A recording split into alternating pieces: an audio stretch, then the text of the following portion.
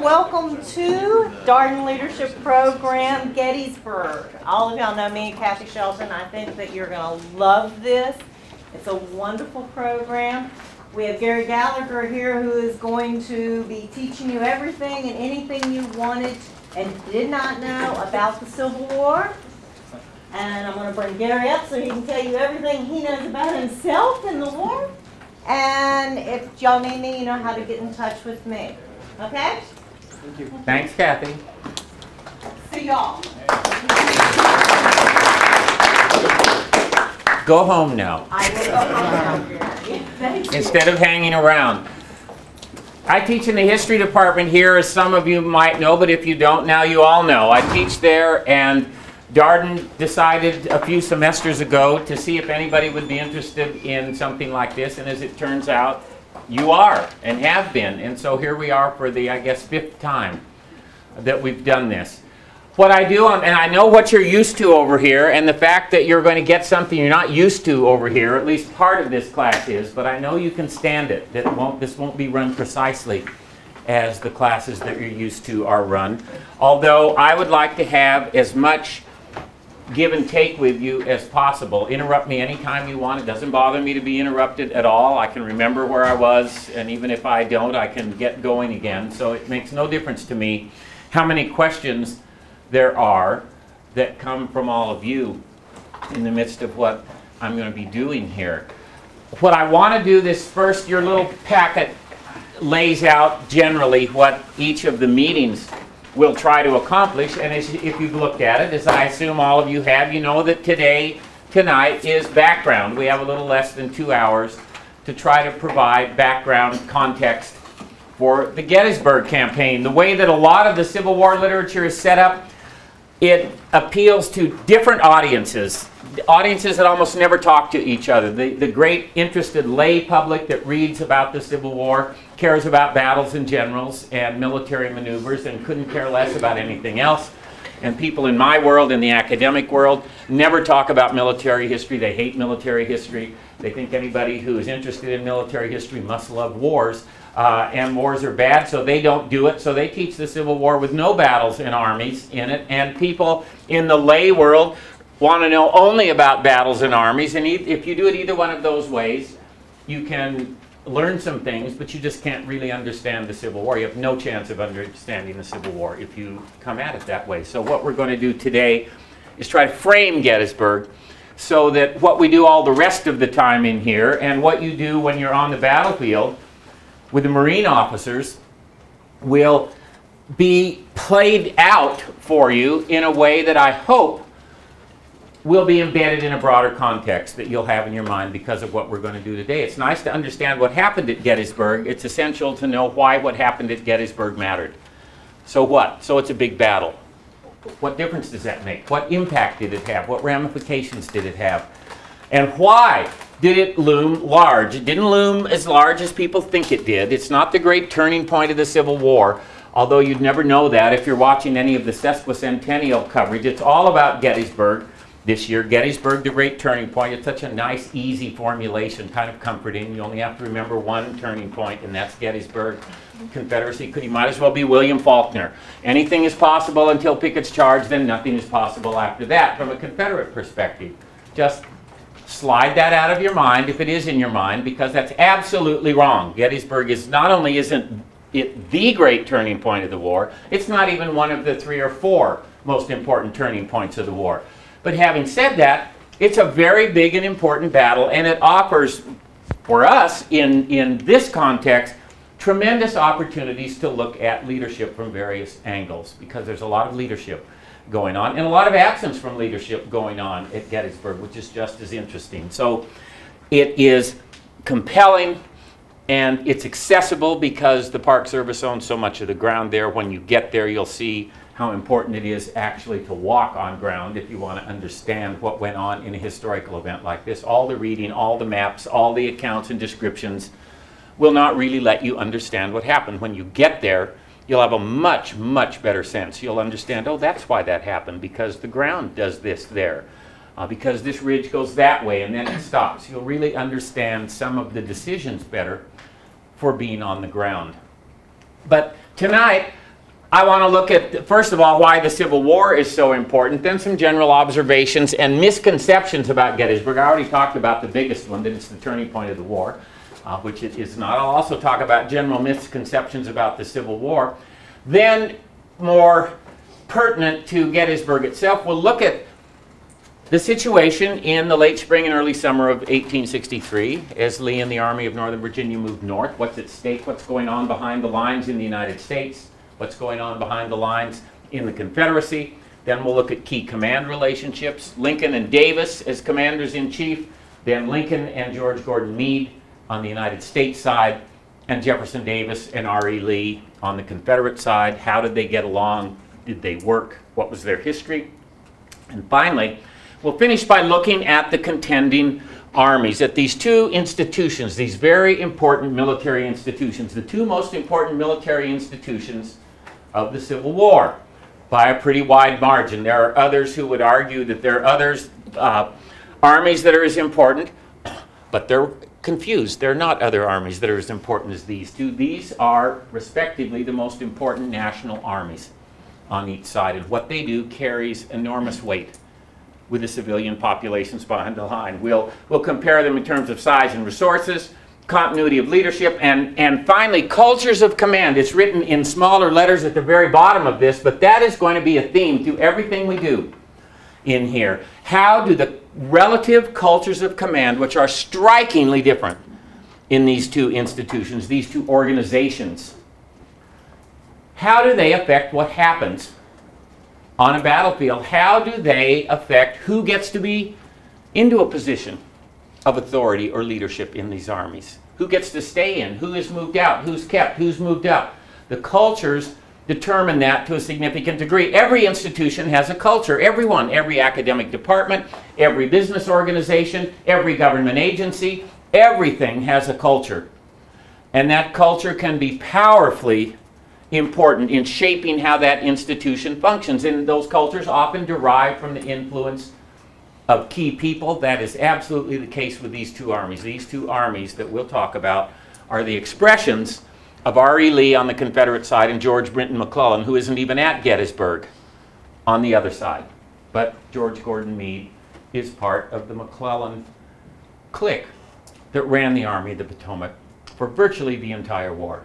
Even U.S. Grant couldn't root out the culture that had been put in place earlier in the war. They're very, very different cultures, very striking cultures.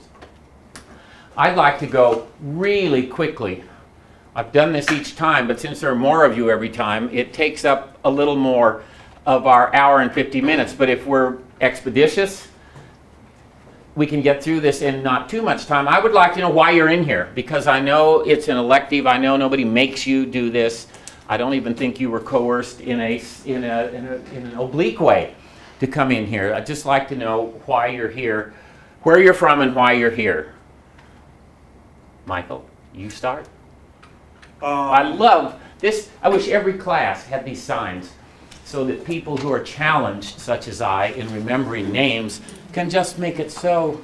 Laura, what do you think?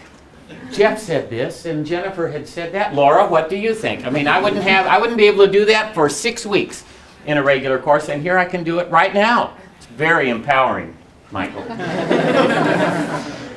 So I'm from Virginia. I'm from Richmond, Virginia, which would be part of why I'm here to begin with. A lot of history, and wanted to get more of an academic perspective, less of maybe a cultural immersion perspective, which is very Confederate-centric in Richmond. So you've driven down Monument Avenue. Yes, very much. That's me. We're just going to go straight down this road. Sounds good. I'm Brian. I'm originally from New York, and I thought this would be New York State or New York City? State, just outside the city. Okay. It's not upstate New York yet. I'm with you. I understand. Okay. Like upstate's right above me. If you had just said that you're from outside New York City without saying you're from New York, I would have wondered what part of New Jersey you're from. But anyway, now I know that you're from New York, outside New York. Not upstate, not New Jersey. Yes, I got all of that. So go ahead. Just to be clear. I was just interested in seeing leadership from a very different perspective. Different perspective. Yeah. Okay. Marcus? Right. I'm Brazilian. So I think it's interesting. It's an interesting part of the U.S. history and like to understand more about different types of leadership and military approach to it, and that's why I'm here. Okay. I'm Jorge, I'm from Mexico. I actually read this book when I was in the 8th grade. I did my 8th grade in the U.S. Did you really? What part of Mexico are you from? Mexico City. So I did my 8th grade here because my parents sent me here to learn English for a year. And I thought... Que bueno. Yeah. And I thought it'd be interesting to look at, you know, I know I liked this book when I read it back then, and I think it's a good opportunity to look at it from a different perspective now. Okay.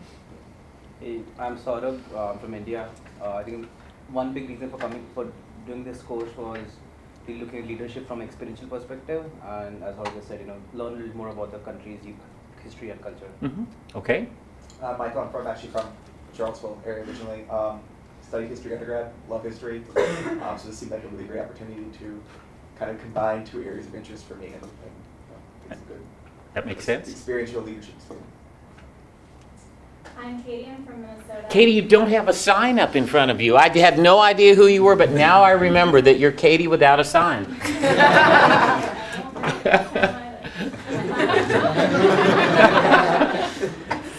I'm from Minnesota, and I like history, but I'm embarrassed by how much I don't know or have forgotten, so excited to...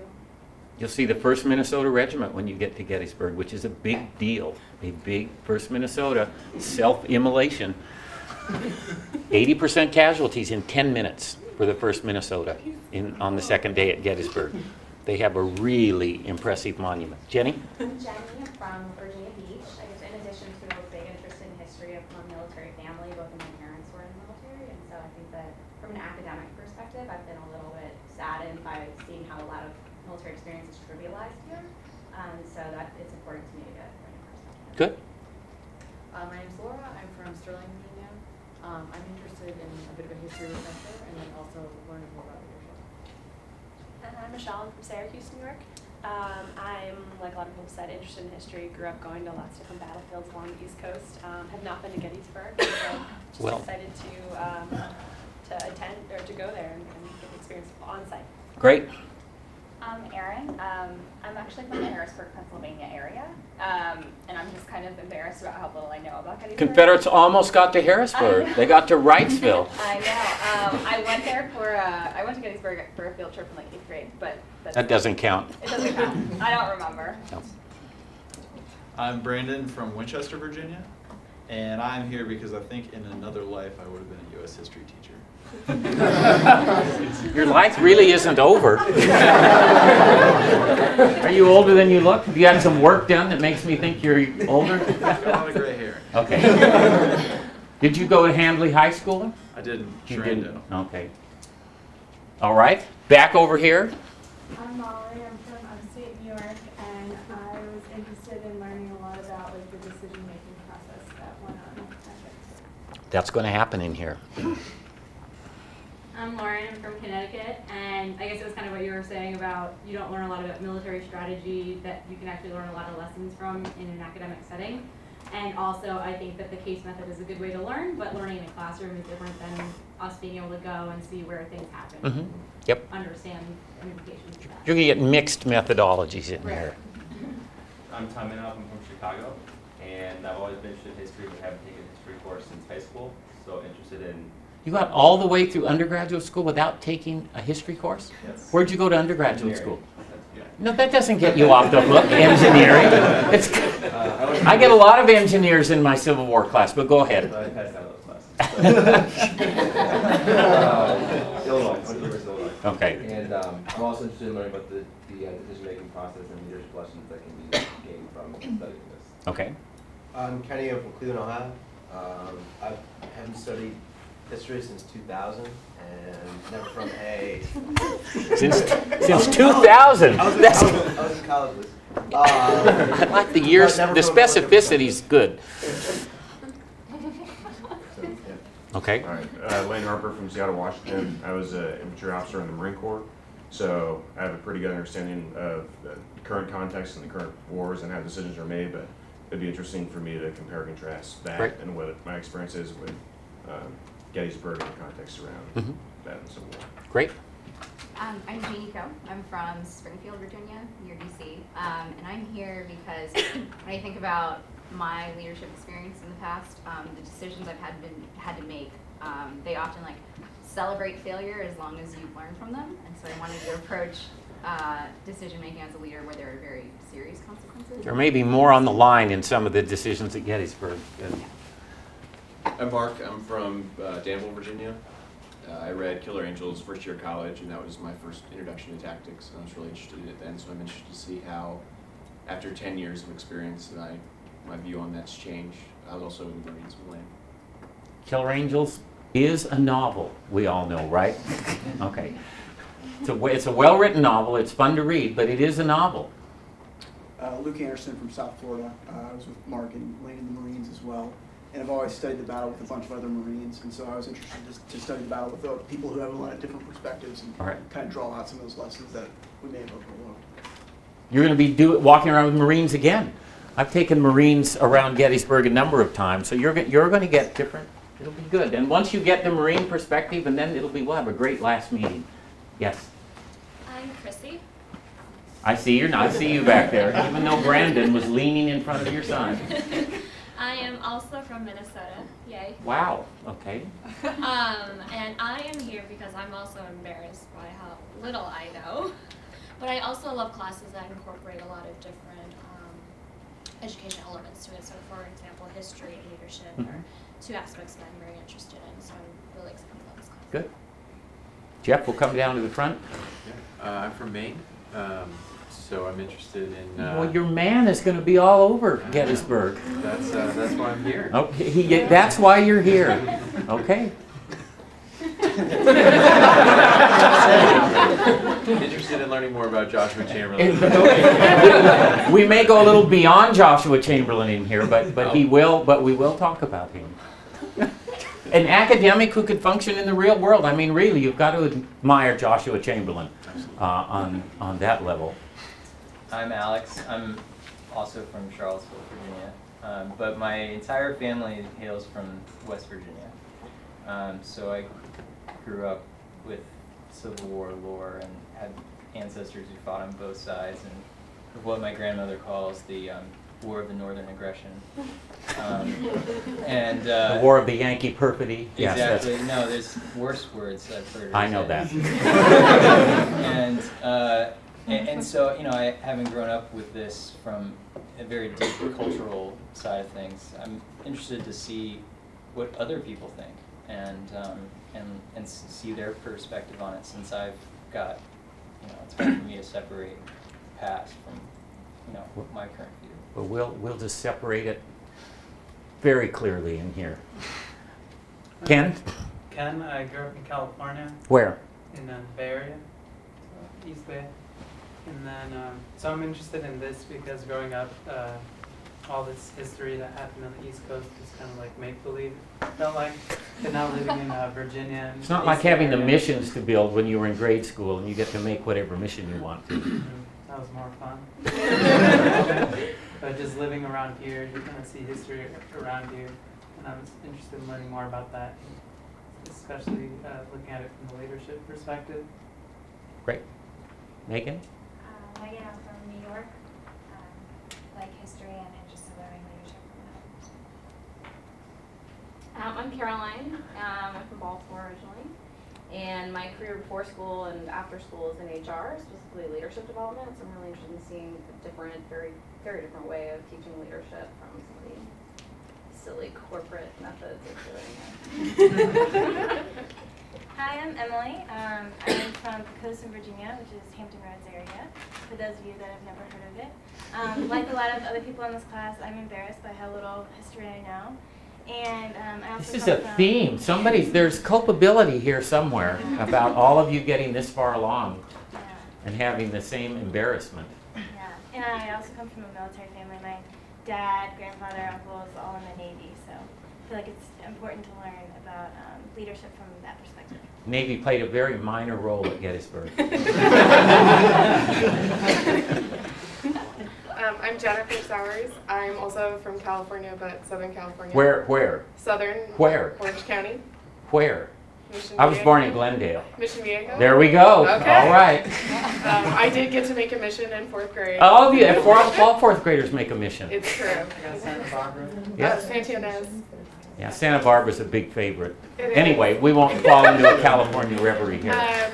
But I was a history major undergrad, and I did my degree at William and Mary, and I believe very strongly in studying history where it happened.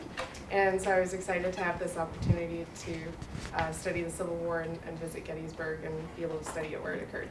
Great.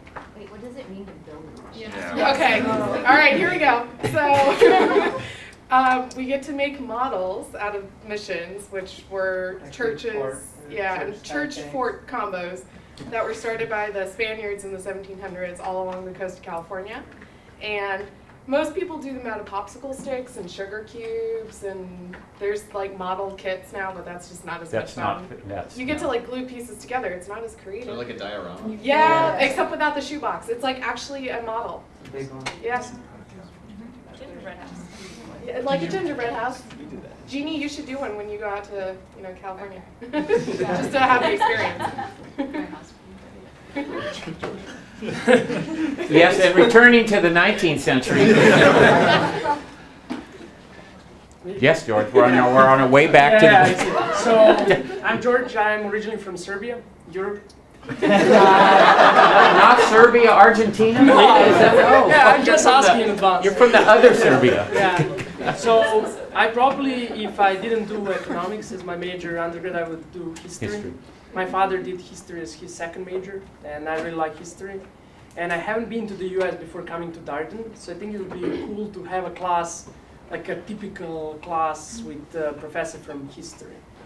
And I really appreciate it. Boy, that puts a lot of pressure on me. Yeah, I'm your typical class with a professor experience. Yes, it's a lot of pressure. And I'm also really interested in Gettysburg. And I thought that Gettysburg was one of the decisive points of Civil War, so... It's important. Yeah. And I also would like to learn about leadership, more about leadership at Gettysburg, especially regarding the generals, how do they make all of those decisions. Well, you're just going to get so much of that. Yes. You can wallow in it over the next several meetings. Hi, Bo. Hand-lettered. I like it. Hand-lettered and held up for me. I never got one of these cool name tags. Really? I work in Do you think there's a message embedded in that? Angry and bitter. Everybody got one but you? Yep. Ooh. Actually work in the development office here. So Okay. when I go out, the reason I'm here is when I go out and try to raise money for the school, I like to be able to talk to the alums and our donors about the cool experiences that we offer here. Right. So I wanted to experience it firsthand, and so I asked Professor Koenig if I could do it. So you're sort of an observer. No, man, I'm an engager. You're an engager. Oh, okay. I'm experiencing this thing. I'm from Goochland, Virginia. Just down the road. That's just down the road for those of you who haven't been to Goochland. Katie? Katie. I grew up in South Jersey, outside Philadelphia. I am taking this class. I really like history. I was a political science major in undergrad. I love the liberal arts setting. I like to read. And this is a welcome break for me from the standard Darden class. I'm Graham. I'm from England, also the Europe version.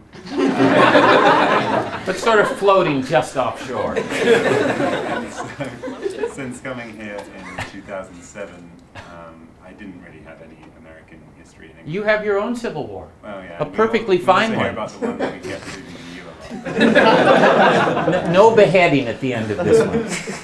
And so really I just learned, or saw a tremendous amount of influence on American culture even today from sort of those formative events, and so I wanted to get a better appreciation. Allison, I'm from Chancellorsville, Pennsylvania. I used to drive by some battlefields, never stopped until I knew a battle happened there. I'm really interested to learn leadership perspective from the military side, and I haven't been on a field trip since middle school. So. All right. This is really exciting. I'm Kyle. I'm from Connecticut. I'm with Tom over there, as I've been taking a history class since high school.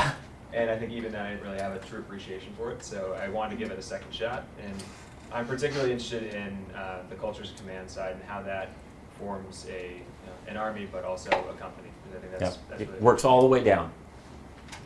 I'm Chris. I grew up in the DC area, and I'm really here for two reasons. I guess one is the historical aspect. I'm really interested in learning more about Gettysburg and about the Civil War. I have a great respect for the U.S. military, and it would be great to learn more about the history of that. Also, I guess at Darden we learn a lot about how to make decisions in a quantitative framework through our DA and finance classes, but I'm interested in learning how leaders make these decisions with huge stakes and huge uncertainties and high pressure without the spreadsheets. And really imperfect information. Yes. So that's why I'm here. I'm Madeline. I'm from New York. I grew up in Westchester. And I went to W&L for undergrad and loved learning in a lot of our classes just about Robert E. Lee. We actually learn every day about him. But I thought it would just be really interesting to sort of take that perspective from the leadership that you can see at Gettysburg. My name is Margot. I grew up in New York City, and my entire family is American history buffs. We have ancestors who fought in the Revolutionary War and the Civil War. So I just rebelled and was a European history major. So this is something for me to talk about at Thanksgiving. I can partake in the conversation. This is really about family dynamics. Yeah. I need an in. So in addition to everything, everyone. My name is Matt Priest. I'm from outside of Beaumont, Texas, and I'm a fan of history, but unfortunately in Texas they talk about Texas history, so I've got a lot of Alamo, Battle of Goliad, Battle of Gonzales things, but not a lot of Civil War knowledge, so here to learn.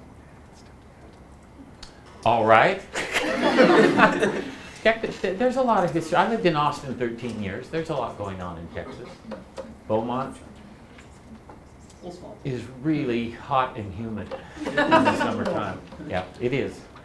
And here we are. We've made it to the end of our company here. Hi, I'm Kristen. I'm from Los Angeles.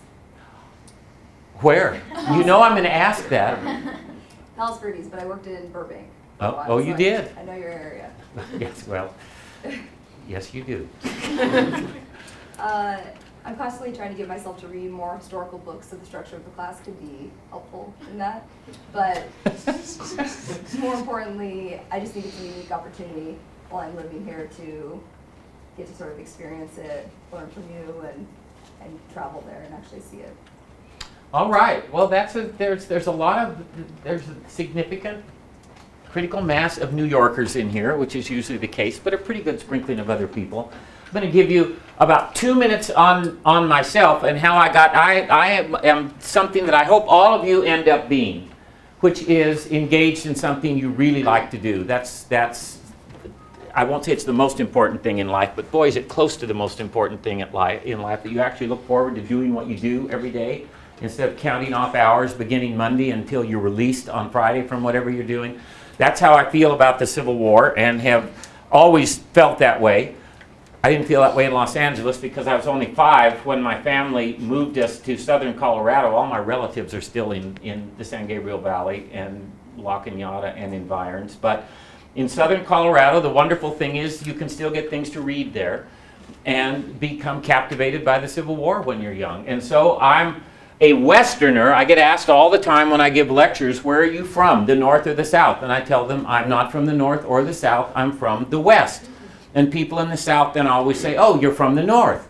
And I say, no, I'm from the West, that place where they have real mountains. Have you heard of it? Not these little hills they have back here, but real mountains. The way you tell a real mountain, I inform them, is that there are no trees on top of a real mountain because it's too tall. But once again, your little hills in the East are nice.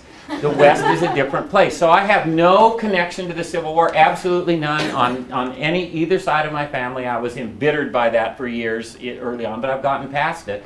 It's just always fascinated me, always fascinated me. And because it is sort of like Emerson's oversoul is a field, it just keeps expanding and expanding and expanding. It's a much more capacious field than it was 20 years ago. It takes in all kinds of aspects of the conflict that were not really examined a few years ago.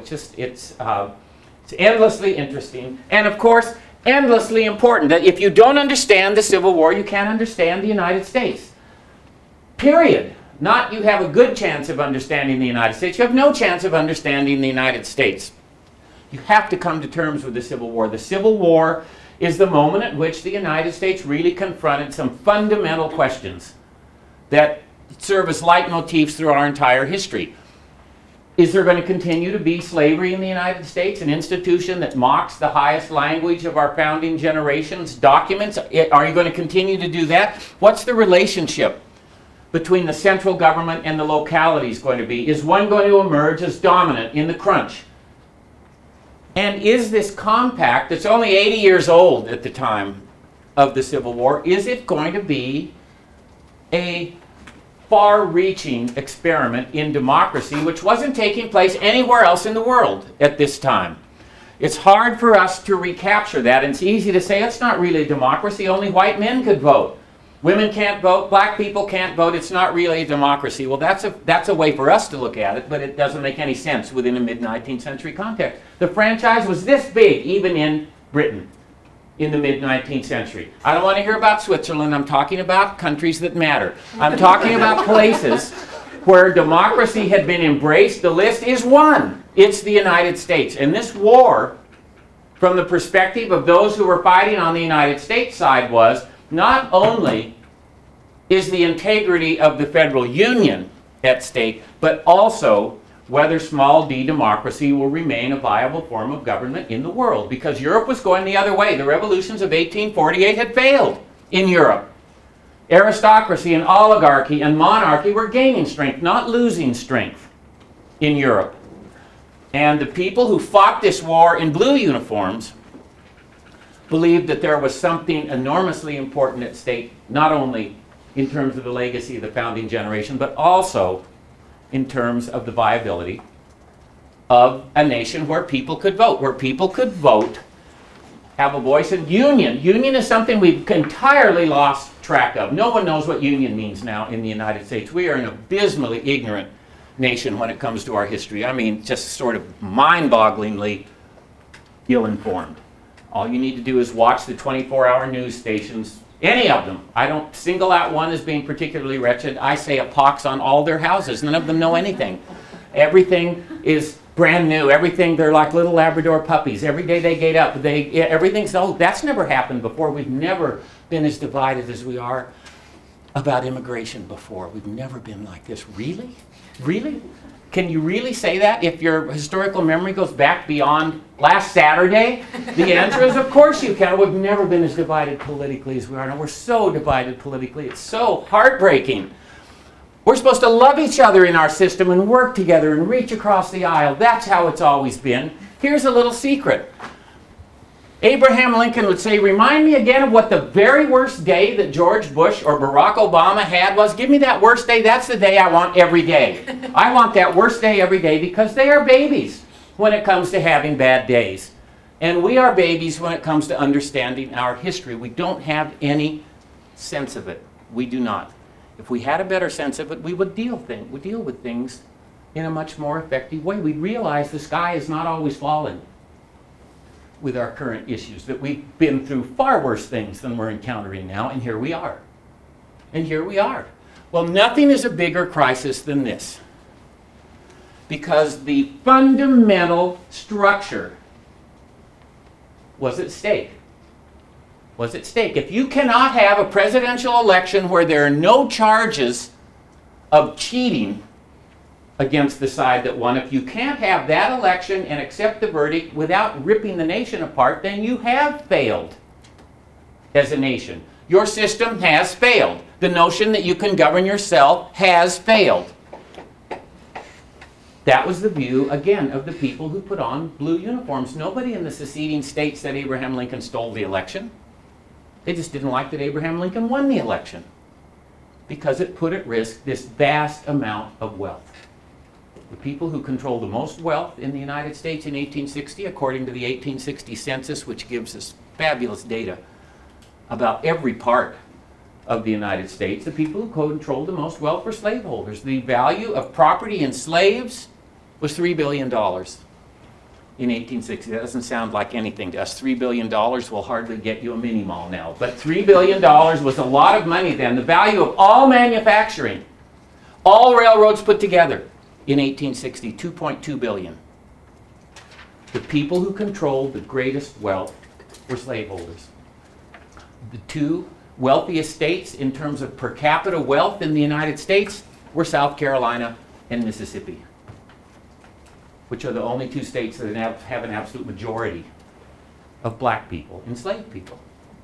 There's a great deal at risk from a slaveholder's perspective in 1860. It's not that the Republican Party said it wanted to kill slavery immediately, but it didn't have to, because the new president and the new Secretary of State, the two most important Republicans, had both said in widely disseminated speeches just 2 years earlier in 1858 that the nation could not go forward indefinitely half slave and half free. Both Lincoln and William Henry Seward, in the House Divided speech and the Irrepressible Conflict speech, said it's going to become all one or all the other. It has to. And everybody knew which one they wanted it to become. They wanted it to become a nation with no slavery. So when Lincoln would say, I have no design on slavery where it exists, a slaveholder would say, you're a goddamn liar. I know what you want because I read your House Divided speech. And I can see the handwriting on the wall.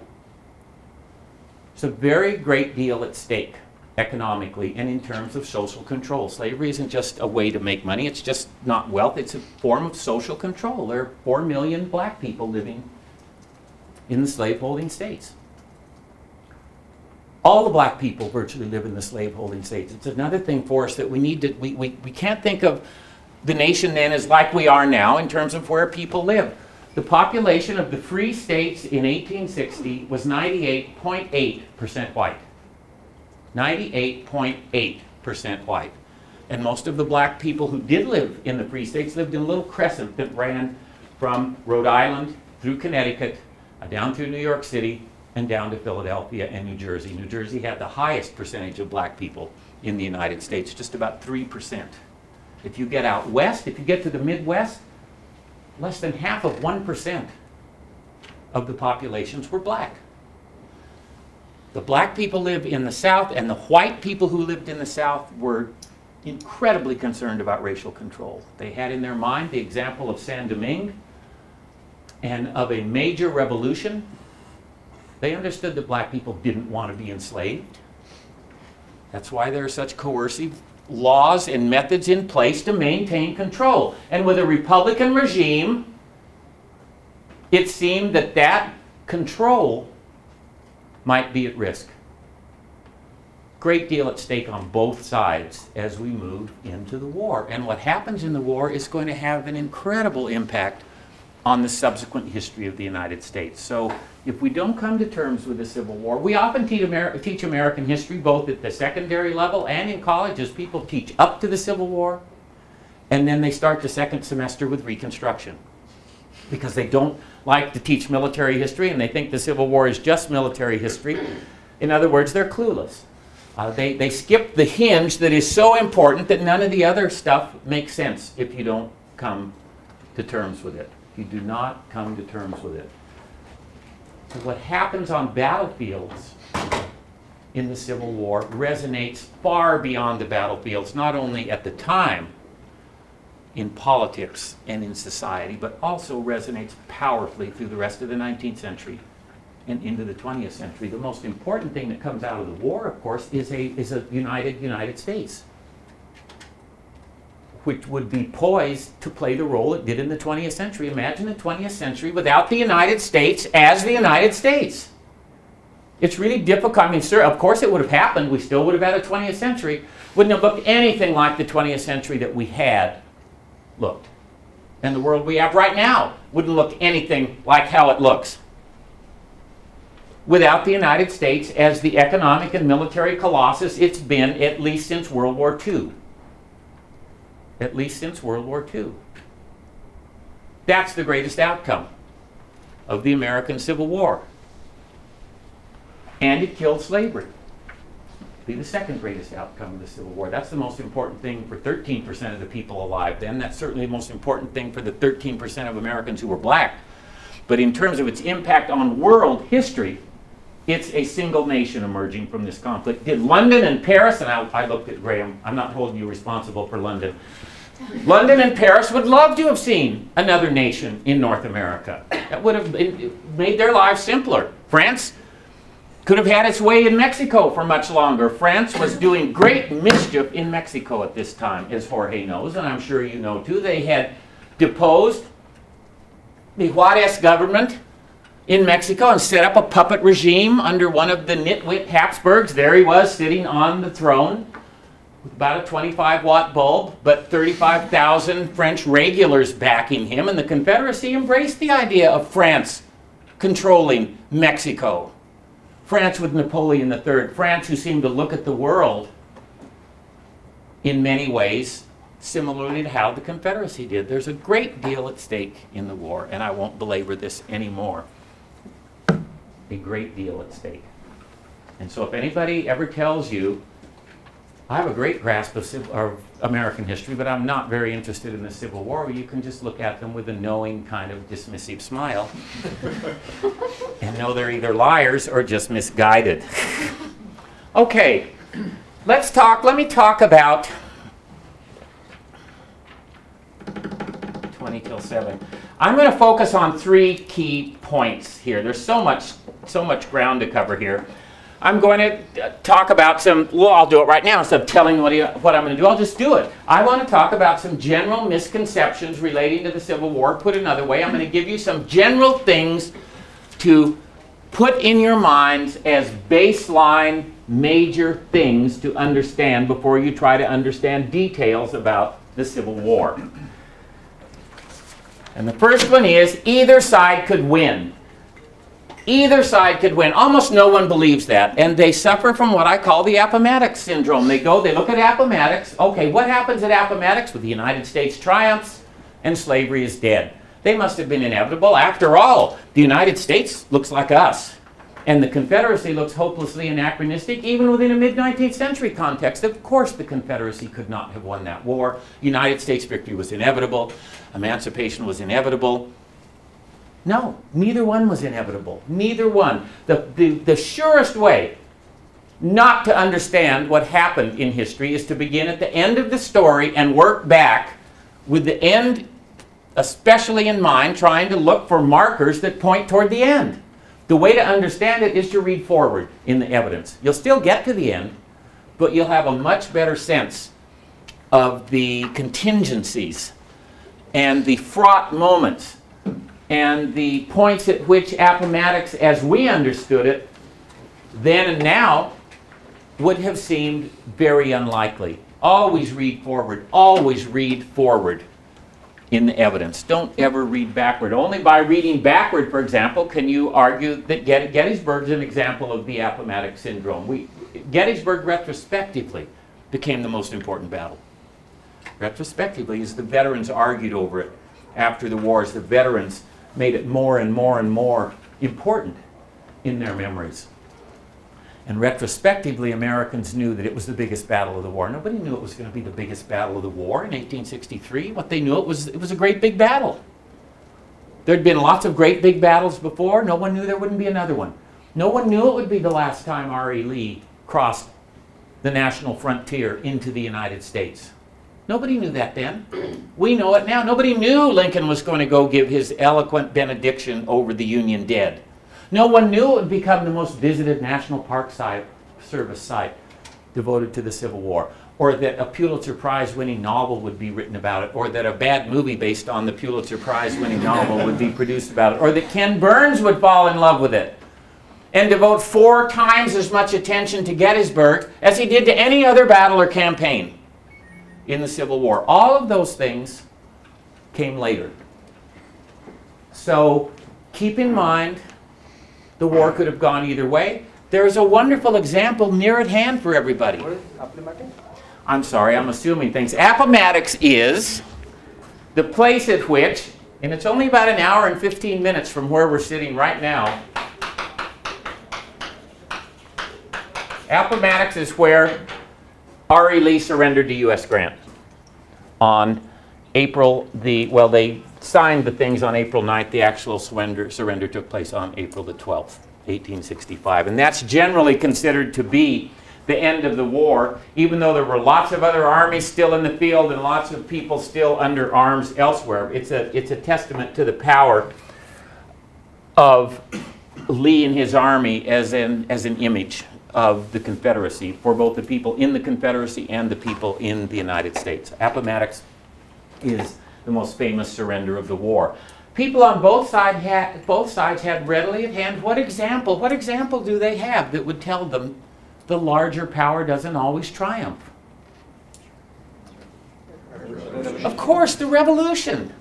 If there had been Las Vegas in 1776 and 1861, the odds against Confederate victory would not have been nearly as long as the odds against colonial victory against the British Empire in 1776. Much longer odds, much longer odds. Both sides knew that, both sides talked about it. Retrospectively, the Confederates, trying to make sense of this cataclysmic defeat and find some way to emerge from it. Pardon me, I teach a class here at 7. I teach a class here at 7. I'm sorry to interrupt. They have us in here till 7:50. Can't be. I don't know what to do. Who do I ask? I have no idea. I'm not even in this school. But I know that I've got papers here. Yeah. Are you in BIS? I don't know what BIS is. Okay. Sorry to bother you. And away he goes. They had the example of the Revolution very much in mind, and they realized that either side could win. Retrospectively, as I said, former Confederates made a powerful argument about why they lost. They said, we lost because of overwhelming advantages of men and material that the United States had, or they would have said the North. We never could have won that war. We never could have won that war. But we waged a gallant fight for constitutional principle, not about slavery. It's about constitutional principle, and there's no loss of honor in losing that kind of war, a war that you can never win. Now, they made the mistake of coming up with a second reason of why they lost the war, which is directly pertinent to what you're going to be doing. You can talk about it when you go look at the cartoon-like statue of James Longstreet at Gettysburg. It's like Tom Berenger on a carousel horse. You can stand there and talk about how Longstreet became the focal point. It's Longstreet's fault. Longstreet cost Lee the Battle of Gettysburg, and if Lee had won the Battle of Gettysburg, he would have captured Washington and the war would have been over. So it's all James Longstreet's fault. All James Longstreet's fault. That's explanation B from former Confederates. I won't explore that more. Either side could have won. Confederacy had a much lower bar to cross to win. Much, much, much lower. All it had, a tie was as good as a win for the Confederacy. All it had to do was convince a majority of the people in the United States that the war was too expensive in men and treasure. Let the goddamn slaveholding states go. We never liked South Carolina anyway. Let them go. Let them go. That's all the Confederacy had to do. It did not have to project military power into Connecticut or into Minnesota or into Washington, D.C. to win the war. The United States, in the end, has to project military power into virtually every corner of the Confederacy. Not Texas, not most of it anyway. Not much of Florida. Florida, who cares about Florida at that time? Nobody lives there. It's hot and swampy, and who the hell cares? But most of the Confederacy, yes. They had to capture the major Confederate cities. They had to take control of the Mississippi River. They had to project military power and compel capitulation. Much easier bar for the Confederates. And they came close to doing it 3 times. And one of those times is what we're going to be talking about here. The period in the late spring and early summer of 1863. The nearest they came was in the summer of 1864. That was the most dangerous time. That was nadir for the United States effort. And I say United States, I'm assuming all...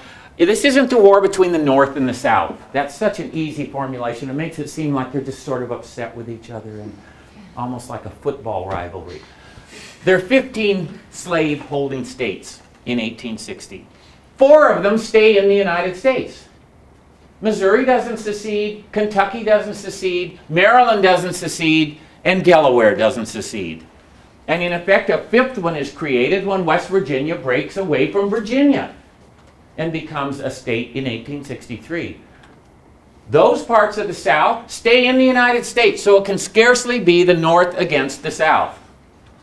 It's the United States versus the Confederacy. It is a war between two modern mid-19th century nation states, one of which spent its entire life in the midst of a great war and did not continue afterward as an official nation. But there are many nationalistic trappings present in the post-war South that resonate with the notion of still being a nation. We don't have time to talk about that in here, and so we won't. Another misconception about the war is that the Confederate generals were better. The Yankees didn't have as good a generals as the Confederacy did. Why would someone argue that? What would they point to argue that? Make a case. Confederacy, proposition, the Confederacy has better generals. Jenny? Didn't they constantly replace their generals? Who is they? The Yankees. The Yankees. Okay. The Yankees are always replacing generals. We'll talk about that. Wasn't Lincoln involved in a lot of the decision making? Lincoln, they're both involved. Both the presidents are, I'm going to talk about both of them. They're both involved in the decision making and both do a pretty good job. Did more of the graduates of the military academies come from the South? More graduates of the military came from the South. No. But that's something that people say. They think that. Who do they point to when they say the Confederacy had better generals? I want names. Good start. Who else? Stonewall Jackson. Stonewall Jackson. Who else? Nobody else? Just those two? Jeb Stuart. James Longstreet. They point to Confederate generals where? There are two major theaters in the American Civil War. The Eastern Theater, which consists of most of Virginia, a little bit of Maryland, and a little bit of Pennsylvania. The Western Theater, which includes everything. One more time, just one more time. When my students come, which they will at 7, would you tell them we're in 140? 140, Yeah. all right? Yes, I will. Sorry, Bobby. That's no problem. The Western Theater, I won't remember that unless I write it down. The Western Theater is everything from the Appalachians to the Mississippi River. Great big theater. Kentucky and Tennessee and Alabama and Mississippi and so forth. And then there's another one, and Matt, I'll mention this just because you're in the class, the Trans-Mississippi Theater, which includes Tejas and Arkansas and parts of Louisiana. You can now forget that. The other two are the Western Theater and the Eastern Theater. The phenomenon is that the best Confederate generals cluster in the Eastern Theater. But the best Union generals cluster in the Western Theater. U.S. Grant, William Tecumseh Sherman, Philip H. Sheridan, George H. Thomas. All very gifted soldiers. Some of them ended up in the East, but they all began in the West. The bottom line is the resources of command are almost identical. And there's no chance they wouldn't be. These guys all learned in the same places. This is the first West Pointers War in United States history. The first war run by West Pointers, with West Pointers in command of almost all the armies on both sides. Most of the top generals on each side are West Pointers. The West Pointers had fought in the war with Mexico, but they'd been subalterns in Mexico. They'd been second lieutenants and captains in Mexico. Did you put a sign out there? Good job, Michael. They had been subalterns in Mexico. Now they're in charge. Well, this and about 700 West Pointers stayed in the United States Army, and about 300 West Pointers went to the Confederacy. So the proportions are just about right. There are 20 million people in the United States. There are about 9 million people in the Confederacy, 3.5 million of whom are black people. So the population from which the Confederacy draws its soldiers is 5.5 million white people. The population from which the United States draws its soldiers is about 20 million white people, and then it also puts, as you know, nearly 200,000 black men into uniform later in the war. Later in the war. I need one more sip of coffee here. But the pools from which they pull their officers went to West Point, took the same courses from the same professors, learned the same tactical lessons, and West Point was not preeminently a military school in the 19th century. What was it? It's an engineering school. It's the best engineering school in the United States all through the 19th century. The great projects carried out by engineers in the United States, whether it's trying to keep the Mississippi River flowing past St. Louis so that St. Louis doesn't cease to be a river port. R.E. Lee worked on that a long time. Harbor improvements, bridge building, river improvements, levees. West Point trained engineers are the ones who oversee most of those projects. They have the same body of knowledge. They go off to Mexico, they fought either under Zachary Taylor or Winfield Scott. They learned the same lessons there as well. The point is, the notion that one side would have better officers than the other makes no sense. And there wasn't an advantage to one side or the other, except that eventually the United States managed to find 4 men who could command an army effectively. The 4 I mentioned, Sheridan and Sherman and Thomas and Grant's the key. Without Grant, Sherman was a complete failure. Complete failure. He left the army and thought about committing suicide in 1861. He wrote a letter to his brother and said he would have killed himself except for the shame it would have brought on his family. It was only when he got under Grant that he couldn't be the top person in command. Sherman couldn't handle that. He's put under Grant, liberates him to be a very successful general. Sheridan's the same way with Grant. Grant is the key. Grant is a towering figure in American history whom we've lost. We don't understand that anymore. At the end of the war, it's Lincoln and Grant. Equal. Not Lincoln and Grant. Lincoln and Grant. Grant still has had the largest funeral in American history, has the largest tomb in North America. 1 million people went to his funeral. 1 million people went to the dedication of his tomb 12 years later. His tomb was the most important tourist attraction, most visited in New York City until World War II. His monument in Washington, where's his monument in Washington? U.S. Grant's monument in Washington, where is it? Anybody? In front of the Capitol. Right in front of the Capitol. If we got to pick, if they pulled all the monuments down in Washington tomorrow and said, okay, you get to have your monument, Marcos, any place in Washington, D.C., where do you want it? I'll answer for you. I want it where Grant's monument was, right in front of the Capitol, looking right down the mall toward the Lincoln Memorial.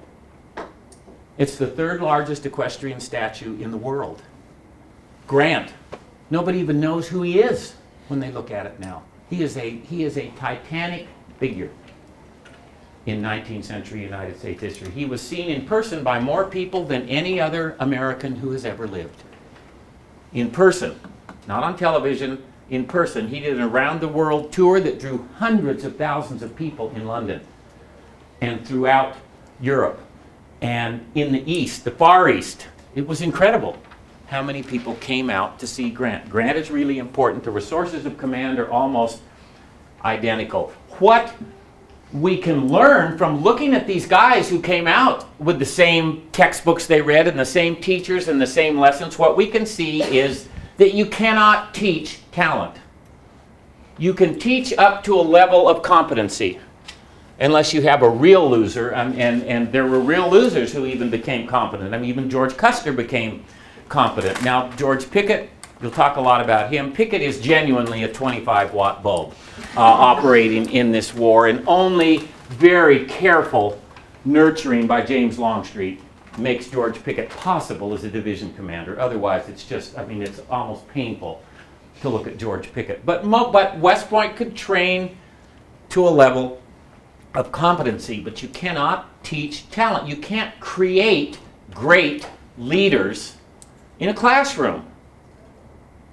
That's when other factors come into play, and those factors come into play in this terrible crucible of an incredibly bloody war in a way that separates degrees of talent.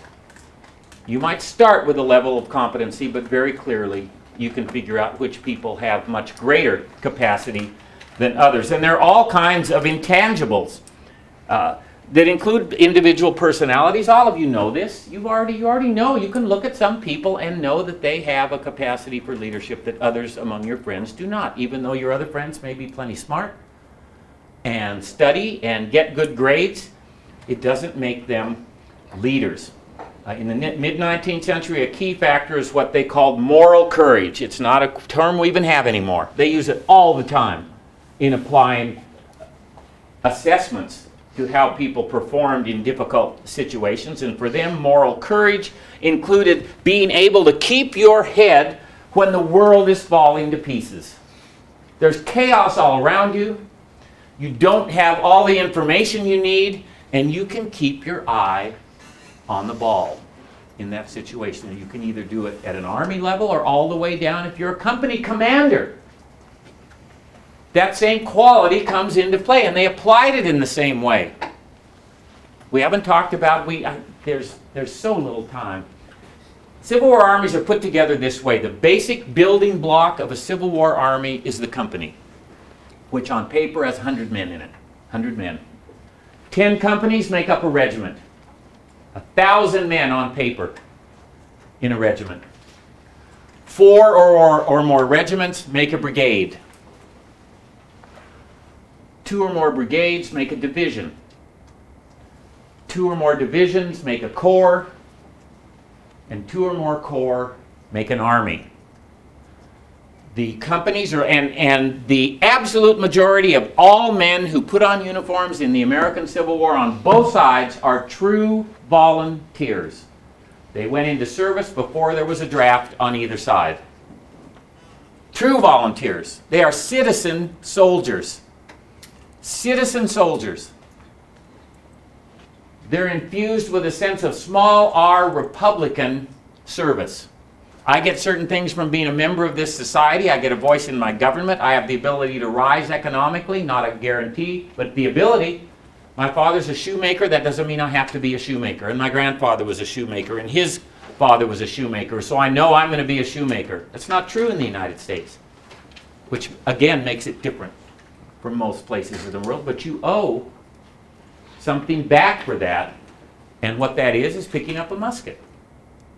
The central government never made people serve. We're in a big war. I go to Brandon. Brandon, I'd love to have you come into the Army and help us. And Brandon could say, you know what? Go straight to hell. I don't want to go into the Army. And I'd say, okay, Luke, how about you? Brandon's not going to come. That's true till 1862 in the Confederacy. Then you do come.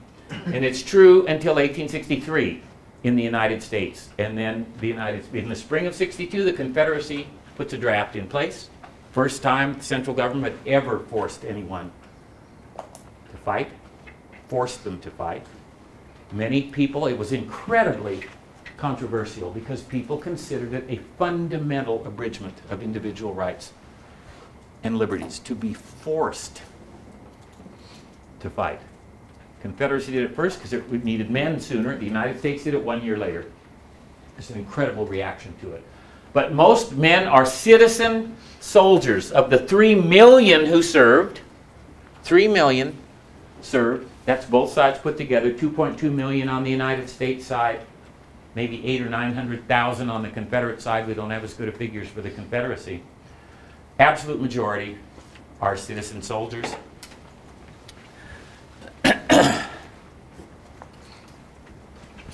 And the concept of moral courage applied all the way down the ranks. They went into these companies. You would raise, if we're living in Charlottesville in 1861, well, UVA, let's just use UVA for an example. There were 600 students at UVA in the fall of 1860. By the end of the spring of 1861, there were 50. All the rest went into the Confederate Army. And they formed companies. And you'd form a company and then pick a great name, the Rappahannock County Yankee Killers. That's our company. And then we're put together with 9 other companies, and then we're a regiment. We're the 1st Virginia Infantry, or the 1st Virginia Cavalry, or the 1st Pennsylvania Infantry. So we have a state identity. We have a local identity. We have a state identity. Then we're put in brigades, and then we're put in divisions, and so forth. But there's a tremendous tie between the soldiers and their home towns, villages, counties. Tremendous. There was a tradition of that in the militia, which came from England with the early colonists, but this is men going into national service, which is not the same as the militia. This is national service, but they're citizen soldiers, and the most important thing they want to do is what? They want to quit being a soldier. They don't want to be a soldier. They're not professional soldiers. We need to remind ourselves of that all the time. These are not professional armies. They are not professional armies. The vast majority of these men are going to go home absolutely as soon as they can. There are 1 million men in the United States Army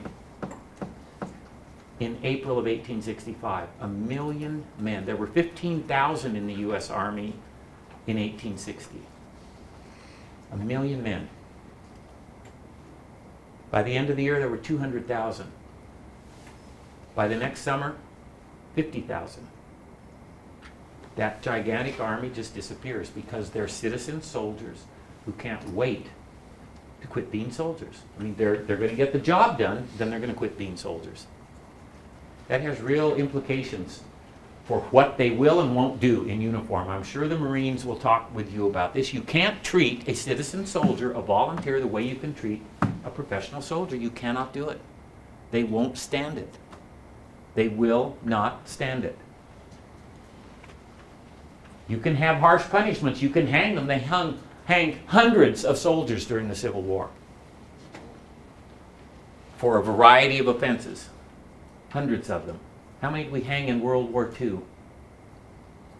1. How many since World War II? None. Hundreds during the Civil War. They're still very harsh punishments, but all the officers knew that you can't treat citizen soldiers the way you could treat soldiers in your little regular army company in 1858. They will not stand for it, because most of their officers, if you go from an army of 15,000 to an army of 1 million, where are you getting your officers? The same place you're getting your soldiers, from the local community. Usually more prominent, generally more wealthy initially. So our colonel was a very prominent local banker. Now he's our colonel. What does he know about being in the military service? Nothing. He's learning on the job too. And besides, we all know him. The 4 of us, here's our new colonel. We know who he is. We don't like him very much. We used to see him around town all the time, and we think he's sort of a jerk. So when he tells us to do something we want to do, we think about it. And maybe we don't do it quite the way he wants us to do it. And maybe we don't do it at all. And he has to find a way to make us do what he wants us to do. It's not the same as a professional military organization. Yes, Jennifer? When did they start changing that and bringing together the companies and regiments from different locations and kind of mixing up? Well, as the war went on, they did more and more of it. Initially, you have this very strong bond with your home community. And for the regiments that served through all the war, the United States just bled its regiments down. So you have 1,000 men on paper in a regiment. By the time of Gettysburg, the typical United States regiment has about 315 men in it. 315 men, 1,000 on paper. Same with the Confederacy. At Antietam, the average Confederate regiment has 170 men in it. They're at 17% of their full strength. Confederacy tended to send replacements into existing regiments, so you'd get a mix. The United States tended to just bleed the regiments down and raise new regiments. That let you dispense more political patronage. If you're a governor, you can let... Aaron is a prominent guy who decides in 1864 he wants to be a colonel. And I'm the governor of the state, so I make Aaron a colonel, and colonel gets to be colonel of the 155th Pennsylvania. Confederacy didn't do that. So as the war goes on, you get more of a blending. But there's always a state identity in these regiments. And there is always, even in Confederate brigades, a pretty strong state identity. The Texas Brigade, the best brigade in the Army of Northern Virginia, the only Texas units in the Army of Northern Virginia, has a tremendous state identity as well as a Confederate identity. But they're citizen soldiers, which really makes a difference in terms of what they will and won't do. You're going to see that they will do some things that would be unthinkable. Now, 12,000 of them are going to line up in Confederate uniforms on July the 3rd on a line that goes from the Spangler Farm on the south to the McMillan Farm on the north, a line that's 1 mile wide, and they're going to walk about 8/10 of a mile toward the Union line. Not going to run, not going to jog, they're going to walk in the Pickett-Pettigrew assault, shoulder to shoulder. And if my comrade here gets shot, then that's what we do. We close up on each side. And it'll be interesting for you to think about why would they do that? Why would they do that? Why would the 26th North Carolina, which was the biggest regiment in Lee's army because it hadn't been in any big battles before. Hope you go to their regiment on McPherson's Ridge. They had 800 men in their ranks. They lost 80% of them in about an hour on July 1st, including their 19-year-old colonel, who was mortally wounded. They had a day off, and then they participated in the Pickett-Pettigrew assault. What was left of the 26th North Carolina. There was a company in the 26th North Carolina that suffered 100% casualties at Gettysburg, 100%. How do you get somebody to do that?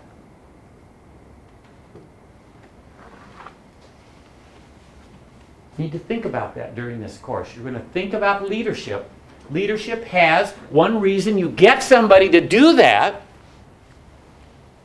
is because you have leadership at different levels. A British observer had a brilliant, in my mind, and I don't use that word. That word it's been overused so much, it's like awesome. It has no meaning anymore. Everything's awesome. Hey, that's an awesome hamburger. Well, hamburgers aren't awesome. They're good. Some are better than others, but awesome, an awesome hamburger? There's no such thing as an awesome hamburger. Brilliant is the same kind of word. Whenever I go to Ireland, everything's brilliant. How was your Guinness? Oh, brilliant. It was brilliant. No, it was a Guinness. It was good. It wasn't brilliant.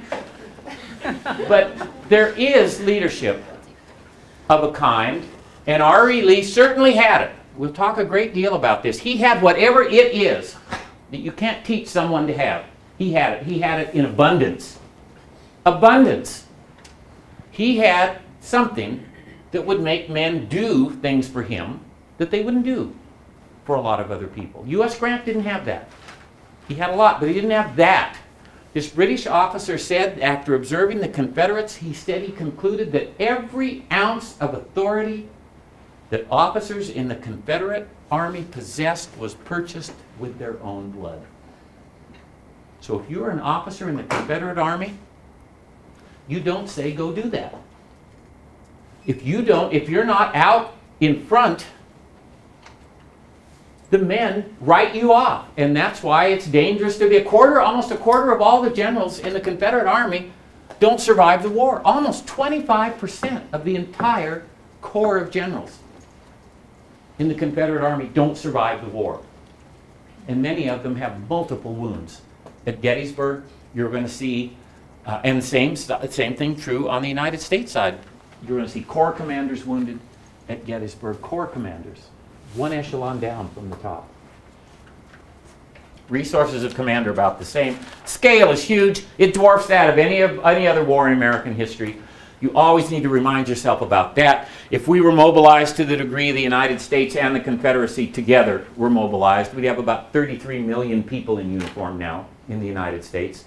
If we were mobilized to the degree the Confederacy was mobilized, we'd have 55 million people in uniform. 55 million Americans would be in uniform now. And 17 million of them would be dead at the end of the war. 17 million. That's the rate of Confederate loss. The Confederate loss, everyone, I mean, the great yardsticks for slaughter are often the British and the French in World War I. Britain never recovered from World War I in many ways. Neither did the French. They literally never recovered from it. Confederate losses exceed those of the British and French as a percentage of the population in World War I. It's catastrophic. Losses on the United States side in the Civil War are lower, but still by far the highest in United States history. By far the highest. Nothing else even close. Nothing even close. We counted casualties individually in the first Iraq War in our nation of 300 million people. The New York Times put pictures of every person. You're old enough to remember that. There were that many people, and the total number of those pictures would represent about 2 hours of action at Antietam. In an absolute sense, not a comparative sense, an absolute sense.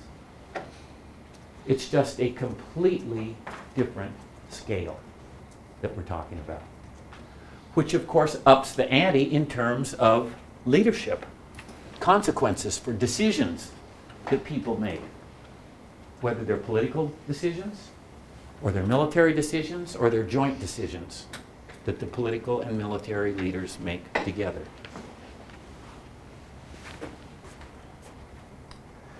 It's two democratic republics at war. When the war ends, this war ends when all of our wars end. It's going to end when one of the civilian populations simply says, either we won't or we can't fight this war anymore. That's when they end. You can't keep a war going for very long in our system. These are two democratic republics. You can't just keep a war going because the leaders want to. There's no one in here old enough to remember Vietnam. It's a perfect example of this. The United States was not defeated in a military sense in Vietnam. It didn't matter. When the civilian population checked out on Vietnam, the clock started to tick on when the United States would withdraw. You don't keep a war going, and that is the case here. The smart people on both sides understood this. Lee always had in mind the impact of his operations on civilian morale in the United States. He knew the Confederacy couldn't defeat the United States in an absolute sense. Couldn't do it. Didn't have to. Only had to persuade the people behind the lines that it was costing too much. And he came close to doing that more than once. The scale, if you add all the dead from all the battles in American history, from the colonial wars through the Revolutionary War, the War of 1812, the war with Mexico, add all those together, they're fewer than were shot at Shiloh in 2 days in April 1862. 2 days. More Americans shot than were shot altogether in every military action down to that point in our history. That's what people behind the lines are coming to terms with, and that's why it made sense for R.E. Lee to think the best way to win the war is to win victories that inflict such heavy casualties that the civilian population of the United States is just going to say it isn't worth it. It's not worth it.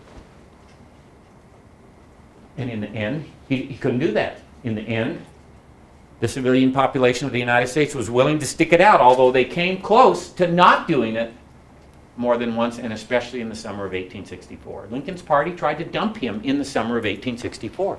Everybody would think the war was over by then. We've had Gettysburg, for God's sake.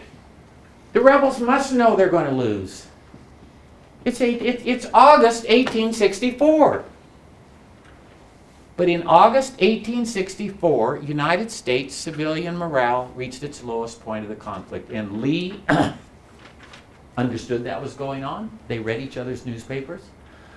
Lincoln's party thought about dumping him from the ticket. Republicans didn't even call themselves Republicans in that election because they believed it would be too toxic, because they could fasten defeatism on it. So they called themselves the Union Party because Union still resonated. Let's call ourselves the Union Party. Maybe no one will notice. Lincoln had his cabinet sign a blind memorandum on August 23rd, 1864, that said we are not going to be reelected. We have to win the war before the Democrats take office because we know the Democrats won't win the war. So it's August 1864. The war's going to be over in 8 months. Emancipation still isn't a sure thing. 8 months before the end of the war. The Democrats won the election of 1864, toss emancipation right out the window. They didn't care, they couldn't care less. No, they could care. They cared to get rid of it. And they said we're going to have an armistice as soon as we come in. And nobody thought that if the fighting ever stopped, that they would start it up again. And the interesting thing is, in that election, military affairs decided it completely. William Tecumseh Sherman captured Atlanta. Philip Sheridan won battles in the Shenandoah Valley, and then all of a sudden people thought they were winning the war again. And the soldier vote was decisive. Soldiers, even Democratic soldiers, voted for Lincoln. And their attitude was, we don't like Lincoln, but the idea of giving up on something that has cost the lives of so many of our comrades is something we are not going to do. We would break faith with our comrades, dead at Antietam, or dead at Gettysburg, or dead at Mine Run, if we vote for George McClellan in 1864 and vote for the Democrats. All that effusion of blood will have been for exactly nothing if the Democrats win this election. 45% of the electorate was Democratic. Soldiers voted 80% for Lincoln, which tells us that a great number of Democrats voted for Lincoln. Democrats in uniform voted for Lincoln. They had so much invested in the war, they didn't want to see it go. But they, the civilians, are the key. Okay, what's the war looking like? And we are going to get to the end, I promise you. I'm going to speed up. Or what's the war looking like in the spring of 1863? It's looking bad for the United States. And here are the principal reasons. There have been two crushing defeats for the Army of the Potomac. Fredericksburg, on December 13th, 1862, it seemed to be a pointless, stupid defeat where Union soldiers just attacked up high ground and were slaughtered through a long afternoon of killing. As one newspaper put it, there's no difference between this and slaughtering hogs. And Lincoln said to an advisor at this point, if there's a worse place than hell, I'm in it. That's what he said after Fredericksburg. Early May 1863, a second shattering defeat at the Battle of Chancellorsville, which is Lee's most brilliant tactical performance at Chancellorsville. A United States Army twice as large as Lee's army was defeated at Chancellorsville. Shouldn't have been, but it was. Again, morale in the United States slipped into a trough, and these military defeats came at an incredibly difficult political time because of two things. Lincoln's Emancipation Proclamation took effect on January 1st, 1863, just a few weeks after Fredericksburg. Incredibly controversial. Democrats hated the idea of fighting a war to end slavery instead of fighting a war to save the Union. They said, we're willing to fight a war, willing to die to save the Union. We are not willing to die to end slavery. And they would have put it in much harsher language than that, of course. Then, because the United States was running out of men, Congress passed the first Conscription Act in United States history. Confederates had already done it, but Congress passed it in March of 1863. Again, hugely controversial. And especially with Democrats, not only have they changed what kind of war we're fighting, now this is a war to end slavery. Not only have they changed what kind of war we're fighting, now they're going to make us fight that kind of war instead of asking us to fight that kind of war. So the anti-war part of the Democratic Party, called Copperheads, became powerful, became the most powerful it was during the war, just as the campaign of Gettysburg is approaching. Gold prices on Wall Street went through wild fluctuations, which the Confederates just loved because they thought all Yankees cared about was money. And if Wall Street seems to be losing its mind, that can only be good because Yankees can't stand having their money at risk. All of these things, political turmoil, defeats on the battlefield, an unsettled Wall Street, put Lincoln in an extremely vulnerable position as Lee started to march north in June of 1863. On the Confederate side, there was also a good deal of turmoil because there were shortages that were growing worse and worse. Inflation in the United States ended up at about 80% during the war, which is about the same as World War I and World War II in the United States. In other words, it seems awful to us, but it's not awful within the context of what happens in big wars. And that's with no government controls over the economy during the Civil War. The economy in the United States was really quite astonishing during the Civil War. It created this immense military industrial production. At the same time, it produced every kind of consumer good you could imagine. I mean, it did everything. Guns and butter in profusion. It was the model for how the United States would fight subsequent wars. How do we fight wars? We outproduce everybody else. We produce enough for us, and we'll send a bunch to the Soviets, and we'll send as much as we can to Great Britain. If the French were fighting, we'd send it to them, but we send it wherever our allies are. And everything we need. Our tanks aren't as good as the German tanks, but we've got 50,000 German tanks. We've got thousands of B-17s with the 8th Air Force. I mean, we just outproduce. And that is the United States model during the Civil War. A French military officer who observed the Army of the Potomac said, "You waste as much as it takes us to run an army in France. You waste it. That's how much you have." That's the model. That's the model very firmly in place during the American Civil War. It's really, really quite amazing. The Confederacy didn't do that. The Confederacy did an impressive amount for a society that had been largely agrarian. It did so, however, only with huge government interference in the economy. The Confederate government became the most intrusive central government in American history by far until deep into the 20th century. Controlled sectors of the economy, controlled movements of its civilians, did things that no other government did. And it did so because if it hadn't done that, it couldn't have kept its armies in the field. I mean, it did what it needed to do, but it caused great... This allegedly state rights society has a central government that's doing things that even the Lincoln government didn't do. Lincoln did plenty. So did Jefferson Davis. Habeas corpus went out the window in both places. You actually had to have a pass. You had to have a pass to travel in much of the Confederacy. That never happened in the United States. When inflation got so bad in the Confederacy, it eventually got to about 9,000% in the Confederacy. And it didn't make any sense to tax. There are income taxes and all kinds. There have never been income taxes before. There are income taxes in both sides in the Civil War. But income taxes only bring in money that's essentially worthless in the Confederacy, and so they went to what they called a tax in kind.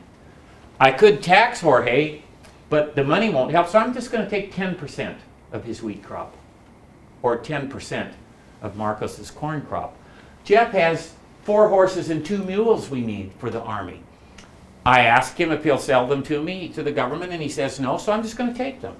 And I'll tell him what the price is, and here it is. Now I've got 4 horses and 2 mules that I need. Michael's a big planter. We're building entrenchments in Richmond. We need some enslaved labor. I'm going to impress some of your slaves for 3 months. You don't want me to, but I'm going to do it anyway because I need them. The Confederate government did what it needed to do to keep the economy going, but the shortages became severe. There were bread riots in Richmond in April 1863. Women took to the streets in Richmond, smashed storefronts. Jefferson Davis went out in front of them, took all the money out of his pockets and gave it to them, and then said, if you don't disperse, we're going to fire on you.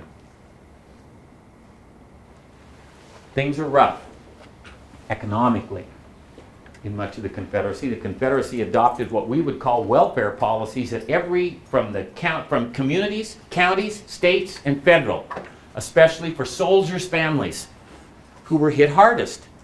These are societies where the predominant kind of work is agricultural work, small yeoman farmers. If a yeoman farmer goes into the Army, that leaves his family at a tremendous disadvantage.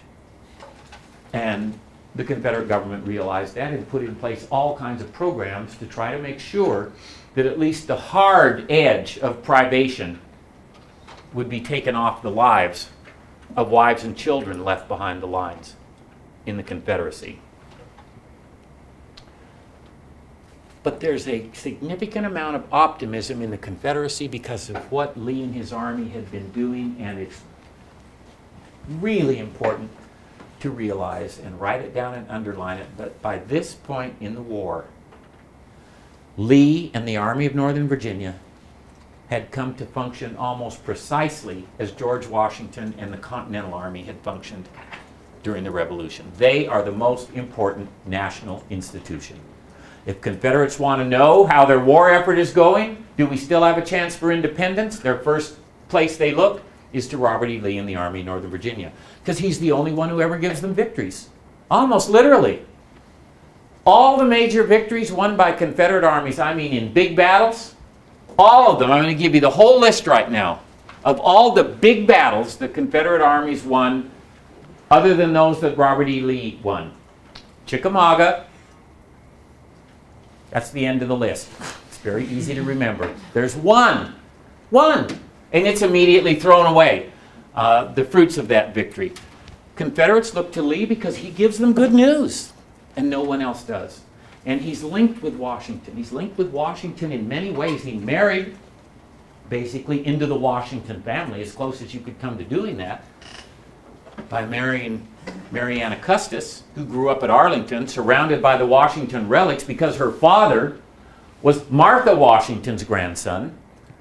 That's as close as you can get. I've always thought that's probably why Lee married her, because he idolized Washington, idolized him. That got him as close to Washington as he could get. He named his oldest son George Washington. And the irony is that he becomes, in effect, George Washington. Washington is really important to the Confederacy. Washington, from the big equestrian statue outside the Capitol in Richmond, is on the Great Seal of the Confederacy. That's what they put on their Great Seal. And innumerable Confederate diaries and letters link Lee directly to George Washington. He is our Washington. In fact, many of them say, and they say it almost sheepishly, he's greater than Washington. Well, he is the reason that there's optimism as the Confederate Army heads toward Gettysburg. There's a belief in the Confederacy that he cannot lose. He won't lose. He can't lose. His men believe that. They have an epiphany at Chancellorsville. We'll talk about that later. Key command relationships are, of course, Lincoln with Meade, Davis with Lee. Lincoln came into the war. No one would have thought he'd be any good at all as a commander-in-chief. He had no experience. He had no military experience, no administrative experience. He had 6 months of formal education. He'd spent a few weeks as a company commander of Illinois militia during the Black Hawk War, and liked to tell a joke on himself how he had his company moving across a field at one point. And there was a fence on the other side of the field that had a gate in it, an open gate. He couldn't remember how to get his company from being in line into column so they could walk through the gate.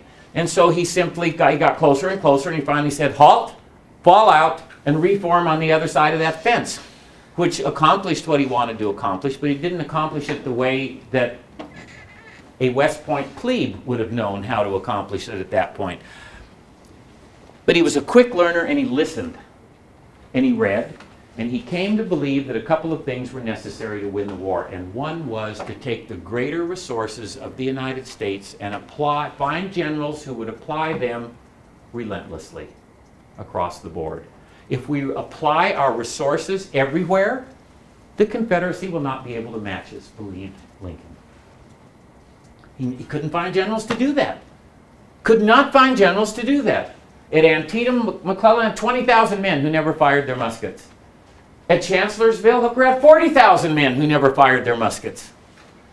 If you have a musket and you're in Robert E. Lee's army, here's what's going to happen. You're going to fire your musket in a battle. That is what's going to happen. Everybody gets put into battles on the Confederate side. Lincoln couldn't get generals to do that. You're going to see it at Gettysburg. The largest corps in the Army of the Potomac essentially doesn't get into the Battle of Gettysburg. John Sedgwick's 6th Corps. They make a heroic march to get to the battlefield. They're on the battlefield, but they don't get into the battle. It doesn't happen in R.E. Lee's army.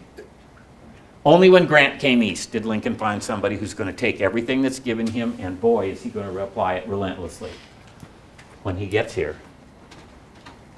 Lincoln couldn't get people to do that, and his relationship with Meade is just starting here because he hasn't really had a relationship with Meade. Meade had been a division commander and then a corps commander at Chancellorsville, division commander at Fredericksburg. Nobody thought of him as an army commander. He was awakened at 2 in the morning on June 28th. That's 3 days before the battle. He wrote his wife, "I thought I was being arrested for something." I had no idea why they were waking me up at 2 in the morning. They didn't arrest him. They said, "You're now in command of the Army of the Potomac." He didn't even know where all of the Army of the Potomac was. So he's really going to be feeling his way in this first campaign, really going to be feeling his way in the first one. Lincoln, poor Meade, Lincoln is going to make up his mind about Meade as a result of this one battle, as we will talk about later. He's going to essentially decide that Meade is not the guy who's ever going to win the war for the United States. But that's a little bit ahead. Davis and Lee. Davis checked every box you could check to be a commander-in-chief. He's a West Pointer. He was in the United States Army for a while, then left, but then came back in, commanded a regiment during the war with Mexico under his former father-in-law,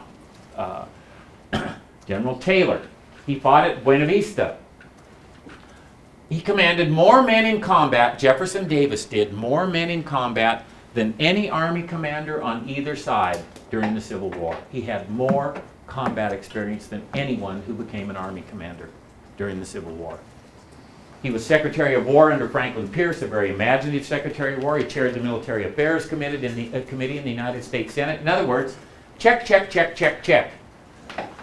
Anyone would have thought he would have been a much better commander-in-chief than Lincoln, and he was a pretty effective one. He early on tried to establish a cordon defense, that is, defend every part of the Confederacy, because everybody wanted to be defended. Florida wants to be defended. Arkansas wants to be defended. You know, who cares about Arkansas? Well, people in Arkansas do. They want to be defended, not just Tennessee and Virginia. He eventually realized you couldn't do that. And so the Confederates came to concentrate most of their resources in national armies and put them at the points of greatest danger. Lee's army is the one in the east. What came to be called the Army of Tennessee is the one in Tennessee, and later dropping south. And then there's one defending the Mississippi River. He and Lee, Davis and Lee, ended up having a really fine relationship as General-in-Chief, as Commander-in-Chief and Army Commander. Lee was never, only very late in the war was he made General-in-Chief. He's just an Army Commander.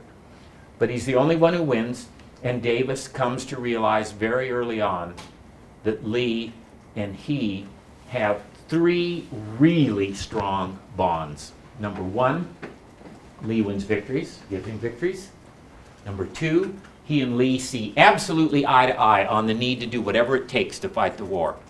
Whatever it takes. However powerful the central government needs to get, it should happen. Lee is one of the big proponents of conscription. Lee says at one point, if it takes all the meat in the Confederacy to feed our soldiers, then no civilians should get any meat. He urged Jefferson Davis to take control of all the railroads in the Confederacy. He said, don't allow civilian traffic on our railroads until all military needs have been taken care of. Davis was never willing to go that far, but he and Lee saw eye to eye on the preeminence of the needs of the nation over the needs and desires of the states and localities. And the third thing that Lee did is Lee read Jefferson Davis brilliantly. He'd been his military advisor for a while in 1862, and he knew that Davis hated for generals to talk to the press, to talk to members of Congress, to challenge him openly, and Lee never did any of those things. And he had a brilliant way of making Jefferson Davis think that what Lee wanted to do was really Davis's idea. And then he would say, in effect, what a great idea. I'll try to carry that out. I mean, he's really good at that. But they make a good team. And Davis realized that Lee's the only guy. One of the Confederate problems in the war is they never found anybody else who could really command an army. Davis wrote to his brother, Joe Davis, after Chancellorsville, this great victory against the odds for Lee. And he's thinking about Lee and thinking about his other generals. He said, this was a great victory in view of the thorough preparation of the enemy and his superiority in numbers not less than 2 to 1. That's just right. Took around twice as many men. A general in the full acceptation of the word is a rare product, added Davis. Scarcely more than one can be expected in a generation. He's thinking about the one he has, Lee. But in this mighty war in which we are engaged, there is need for half a dozen. It's really an extremely apt observation. We've got Lee, we need more, and he never found more. Never found even one more. And one's not enough in the end. But that one is the one you're going to be talking about at Gettysburg, and of course he has his flaws as well. Let me finish by just arguing that numbers, which so many people have obsessed about, of course the United States won. It had more. It had 4 times the white manpower, potentially. It mustered about 50%. If we're all white males of military age in the United States, half of us are going to put on uniforms during the Civil War. Half of us. If we're all white males in the Confederacy, 85% of us are going to put on military uniforms. It's a much higher rate of mobilization, made possible only by the presence of millions of enslaved people who kept the economy going. That's why emancipation is seen as a war aim for the United States. If you take out slavery, it kicks out a major prop of the Confederate war effort. Makes it impossible for the Confederacy to mobilize so many of its white males if you do that. So the United States does have more. It has more industry, it has more, but it always had more of all those things. I would say that having more of everything is a necessary but not a sufficient component in bringing United States victory. They always had more. They weren't always winning the war. In the end, they won the war. What else did they have? What else comes into the equation here? If we're looking at the contending armies, numbers are always tricky in the Civil War, but the Army of the Potomac's about 88,000 at Gettysburg. Those numbers go up and down within a few thousand, but let's say 88,000. Lee about 70,000. You usually read 75. Most of the close analysis now says closer to 70. So that's an advantage to the United States, an advantage of 18,000. That's a significant advantage, but not an overwhelming one. Not an overwhelming one. It's important. But there are other things that help counterbalance that in these armies that we're going to be thinking about. And one is continuity of leadership. Lee has been in charge of his army since June of 1862. So he's been in charge for just about a year. And in that year, he's won a series of some of the most famous victories in United States military history. Second Bull Run, Fredericksburg, Chancellorsville. He's built a bond with his men that is unrivaled, in my view, in all of American military history. There's not another army that bonds with its commander the way the Army of Northern Virginia bonded with R.E. Lee. And the great moment that solidified that came exactly 2 months before the Pickett-Pettigrew assault. Came on May 3rd, 1863. In the bloodiest day of the fighting at Chancellorsville, Lee's army, when it woke up that morning, he has Stonewall Jackson's part over here that had conducted a flank attack. Lee has 2 divisions over here, and there are scores of thousands of U.S. soldiers in between. What Lee's army has to do on May the 3rd is fight its way to a position where the 2 wings of his army come together and are not separated by this powerful Union force that could turn on either part of it. So for beginning about 5:30 in the morning till 9:30 in the morning, there are heavy Confederate assaults against more numerous United States soldiers that in the end bring those wings together. They're fighting in this big wilderness, this scrub forest here. There's one big clearing here where Chancellorsville, the old inn, sits. Hooker's wounded is carried to the rear. And into this clearing, the 2 wings of Lee's victorious infantry come together. And just as they come together, Lee rode down the only road that went through the forest at that point, and there he was. His infantry had they'd just suffered 8,000 casualties in the fighting that morning, and here comes the old man into the middle of this tableau of victory, and the men just had this incredible, spontaneous outpouring of emotion when he showed up. There are innumerable accounts about it. There he is. Why were we able to do this? There's the reason. And from the other perspective, Lee looked down on his infantry that day and decided, these men can do anything I ask them to do. Look at what they have done here. They can do anything I ask them to do. One of his staff officers wrote, he said, I watched this, and he said, I imagined that it must have been at times like this in the ancient past when men rose to the dignity of gods. He said it was just this incredible scene. When you talk, I'm going to be very interested to know if the Marines mentioned May the 3rd at Chancellorsville when they try to talk about how do we understand Pickett's charge. I don't think it's complicated. I think if you understand that and what the infantry had done before that, and read Lee's letters as we will, you'll understand Pickett's charge. There's a huge advantage in continuity because on the United States side, Lee's been in charge this whole time. The United States has had McClellan, then John Pope, then McClellan again, then Burnside, then Hooker, then Meade. 6 Army commanders in 1 year. Confederates have had 1. Lee's been able to get rid of the men he doesn't want. He's brilliant at that. You look up one day and Theophilus Holmes isn't there anymore. Well, where is he? He's in Arkansas. What do you do with generals you really don't want in the Army of Northern Virginia? Send them to Arkansas. That, if you get orders to go to Arkansas, you can pretty much bet your career is over. Nothing good happens in Arkansas if you are a Confederate general. God damn it, I'm going to Arkansas.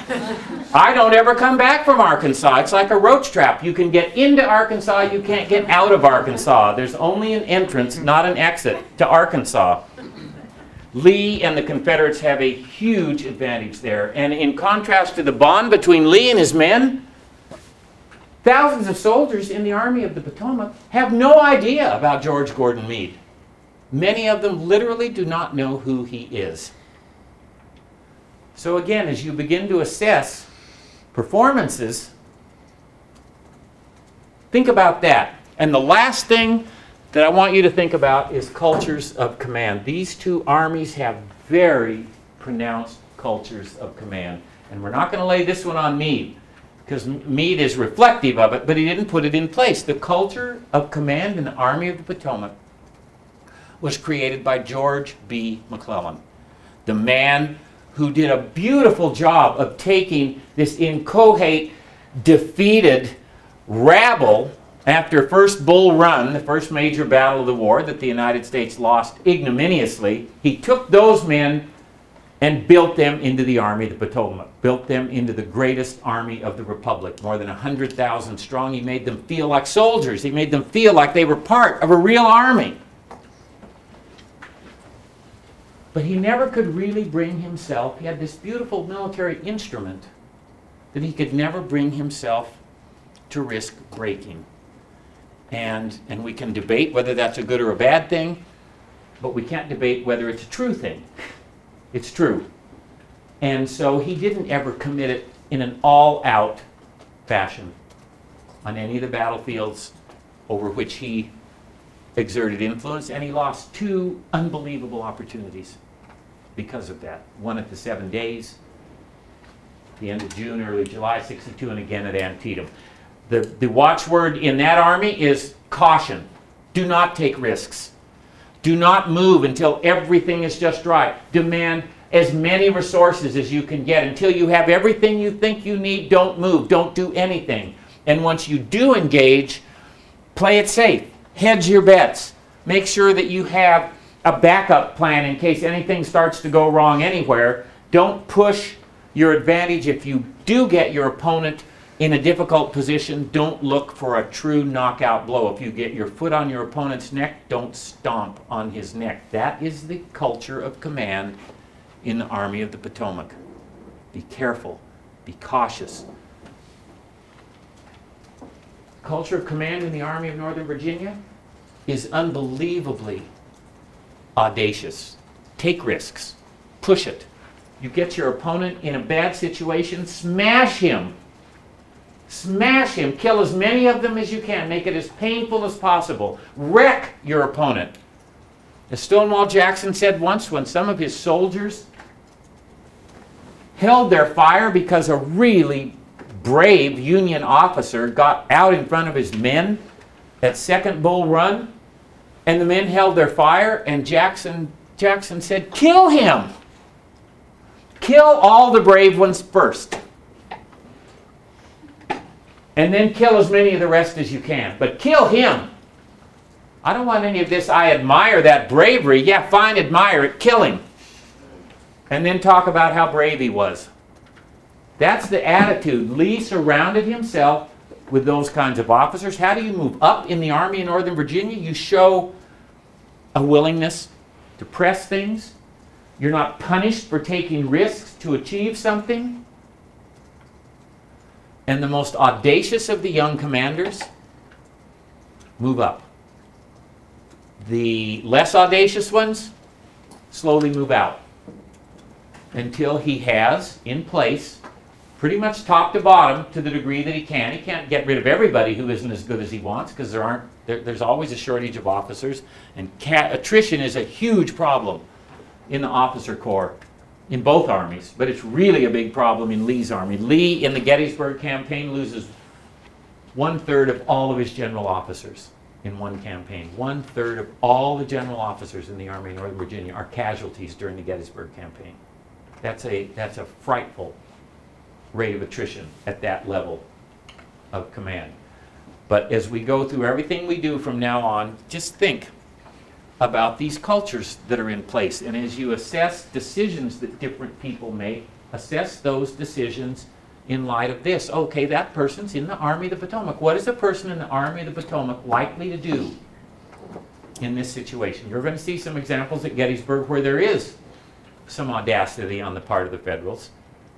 The most famous example you'll see is by the one non-West Pointer who commands a corps at Gettysburg, and that's our friend. He's already my friend. He will be yours, Dan Sickles, who is a politician, a creature of Tammany Hall in New York City. Politicians are going to be generals.